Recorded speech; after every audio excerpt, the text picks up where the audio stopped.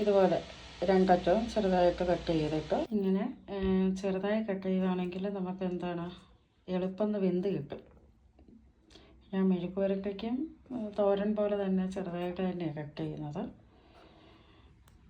പിന്നെ ഒരു പച്ചമുളക്, 2-3 കൊച്ചുള്ളി.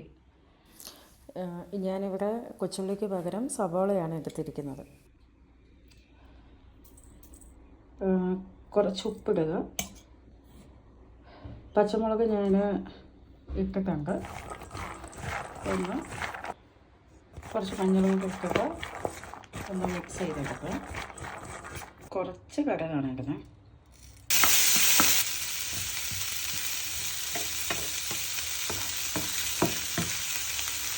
ഇതൊന്ന് ഒരടപ്പ് വെച്ച് മൂടി വയ്ക്കും. കുറച്ച് ചതച്ച മുളകും കൂടി ചേർത്തതിന് ശേഷം എടുക്കാവുന്നതാണ്.